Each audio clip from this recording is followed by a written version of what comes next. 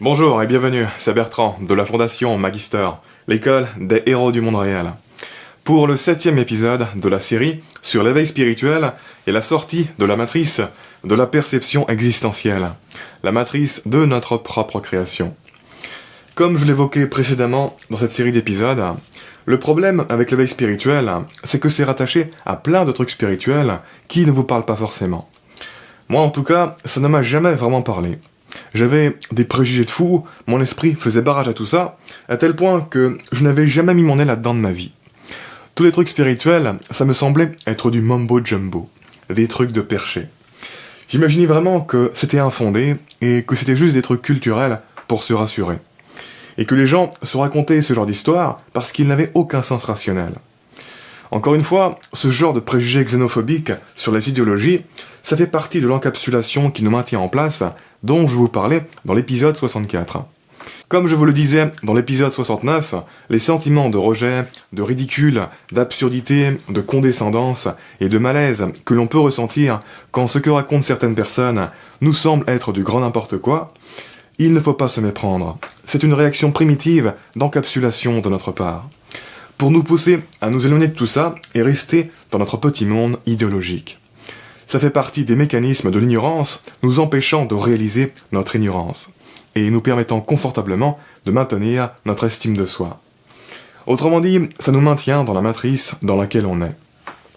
Bref, pour en revenir à ma relation avec la spiritualité, à travers mon propre chemin d'investigation, on va dire, j'ai fini par en arriver aux mêmes conclusions et me retrouver dans les trucs typiques de la spiritualité. Je me suis pris une baffe, pourrait-on dire. Plus tu penses, moins tu vois.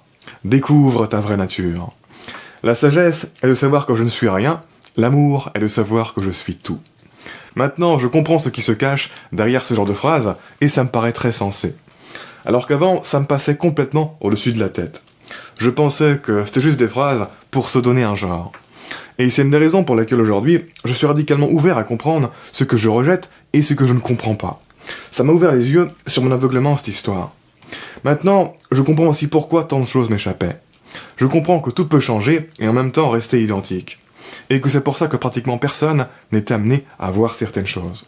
Donc concrètement pour moi, qu'est-ce que c'est que l'éveil spirituel? Ou dans mes termes, qu'est-ce que c'est que sortir de la matrice de la perception existentielle? Eh bien, c'est tout simplement d'arriver à changer la façon dont notre cerveau est tuné. De telle sorte à ce que l'expérience et la connaissance qu'il produit atteignent un degré d'abstraction tel que tout devient unifié.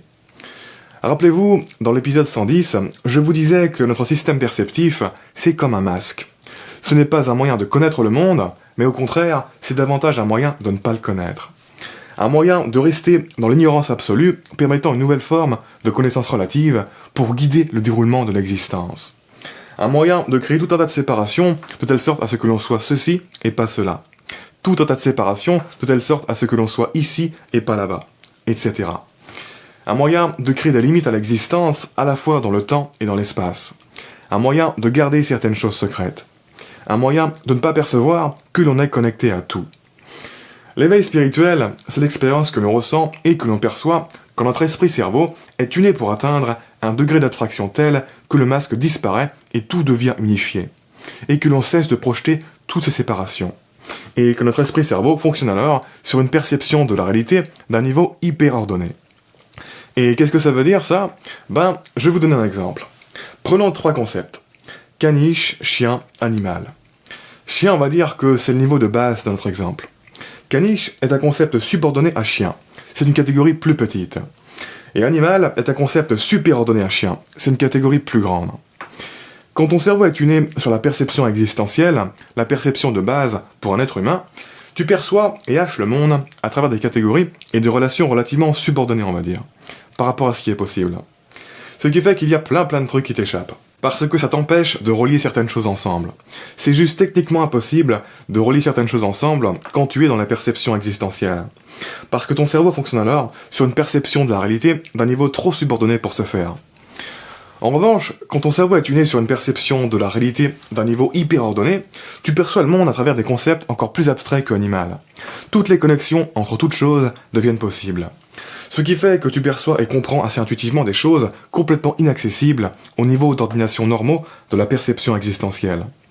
Et tout ça juste parce que tu as fait sauter les limites. Et non pas parce que la nature du monde change en elle-même. Rien ne change si ce n'est ta manière de réaliser le monde. Et pourtant, intérieurement, ça fait tout changer sur ce que tu pensais qu'était le monde. Tout est recontextualisé.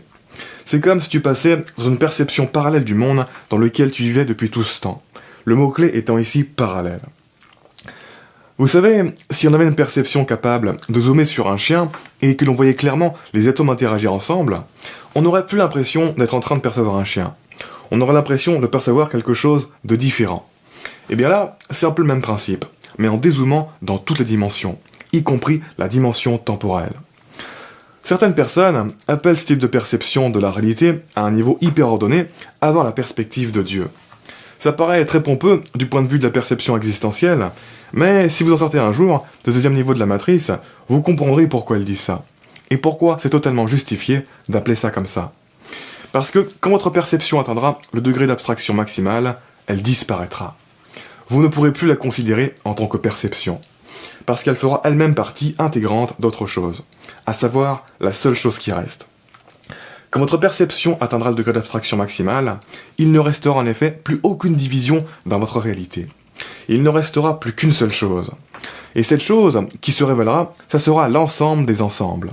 Pas la somme des ensembles, non, l'ensemble des ensembles. Tout ce qui était dans les précédents niveaux de perception, dont la perception elle-même, toutes les dualités, toutes les substances, tous les êtres, formeront une entité complètement organique, que l'on n'aurait jamais soupçonné possible en faisant simplement la somme des ensembles. Et la raison pour laquelle on est assez naturellement tenté d'appeler cette gigantesque entité organique Dieu, c'est parce qu'il n'y a aucun terme plus approprié, tant ce qui apparaît alors semble divin. D'autres termes qui viennent à l'esprit sont le tout avec un grand T, l'intelligence avec un grand I, l'existence avec un grand E, la création avec un grand C, la volonté avec un grand V, ou encore le monde avec un grand M. Certaines personnes appellent aussi ce type de perception accéder à la vérité absolue. Et ça par contre, pour moi, c'est en même temps vrai et faux. C'est vrai dans le sens où oui, cette perspective, c'est la vérité. Mais c'est faux dans le sens où toutes les perspectives sont la vérité. L'illusion, c'est de croire qu'il existe vraiment des illusions. Une illusion est toujours relative à une perspective. Autrement dit, quand tu sors du deuxième niveau de la matrice, tu es toujours dans la matrice. Tu es juste au troisième niveau. Tu es sur le plan divin de la matrice, on va dire. Et donc, pour en revenir sur la vérité, par exemple, si tu es dans le premier plan, dans la matrice du cerveau par défaut, et que tu as plein de croyances et de perceptions limitantes, et que tu n'arrives pas à voir que tu peux être beaucoup plus que ce que tu penses être, est-ce que tu n'es pas ton vrai moi quand tu vis ta vie dans ces conditions ? Si, bien sûr que tu es ton vrai moi. Ce n'est pas parce qu'il y a un meilleur moi qui t'attend dans le deuxième niveau de la matrice que pour autant tu n'es pas ton vrai moi quand tu es encore coincé dans le premier niveau. De la même manière que c'est pas parce qu'il y a une autre façon de réaliser ta nature dans le troisième niveau de la matrice que pour autant tu ne réalises pas ta vraie nature quand tu es dans les premiers niveaux. C'est juste des vérités différentes. Est-ce que Batman a le masque de Bruce Wayne ou est-ce que Bruce Wayne a le masque de Batman ? Tout dépend de la perspective de référence que l'on prend. Et donc, encore une fois, si tu es coincé dans le premier niveau de la matrice, est-ce que tu vis dans l'illusion ? Non. Les croyances et les perceptions limitantes que tu as, c'est juste ta vérité pour le moment. Certes, quand tu seras sorti de la matrice du cerveau par défaut, et que tu entreras dans le deuxième niveau de la matrice, tu te diras que tu étais dans l'illusion avant. Tout ce qui était dans le premier niveau te semblera être une illusion quand tu entreras dans le deuxième niveau. Mais c'est juste parce que tu as changé de perspective que ça semble être une illusion. Dans le présent, quand on est immergé dans une réalité, celle-ci est on ne peut plus vraie. Et tout ça devient tellement évident une fois que tu es bien sorti de la matrice de la perception existentielle. Une fois que tu entres dans le troisième niveau. Parce qu'une fois que tu es dans ce troisième niveau, absolument tout ce qui était dans le premier et le deuxième niveau te semblera être des illusions. Autrement dit, la réalité telle qu'elle est conçue par 99,99% des êtres humains t'apparaîtra être une illusion. Et pourtant, dans la pratique, ça reste la réalité de la quasi-totalité de l'humanité. Donc, est-ce que c'est bien raisonnable de dire que c'est une illusion en elle-même ? Je ne pense pas. Parce que même avec toute la bonne volonté du monde, la plupart des personnes sont incapables de lever cette illusion sans passer par un travail de développement gargantuesque pour la dissoudre. Autrement dit, cette illusion est maintenue par une forme de solidité qui, elle, n'a rien d'illusoire. Cette illusion et son évolution font partie du design organique infiniment intelligent de la création. Et donc, c'est très très réducteur d'appeler ça une illusion. C'est bien plus pertinent d'appeler ça une perception particulière de la réalité. Une perception qui est comme elle est pour bien des raisons organiques. Et surtout, ce n'est pas bien raisonnable de dire que la réalité que voient les gens est une illusion en elle-même, parce que de toute manière, aucune illusion n'existe en elle-même. Une illusion, c'est juste une question de perspective. Ça n'existe pas en soi. C'est toujours relatif. Et sur ce, on en reparle dans le prochain épisode. En attendant, je vous invite à vous abonner si ce n'est pas déjà fait, à laisser un pouce bleu si vous avez apprécié cet épisode, ça m'aide pour le référencement. Quoi qu'il en soit, je vous remercie de m'avoir écouté jusqu'au bout, et je vous dis à très bientôt pour la prochaine vidéo. Ciao!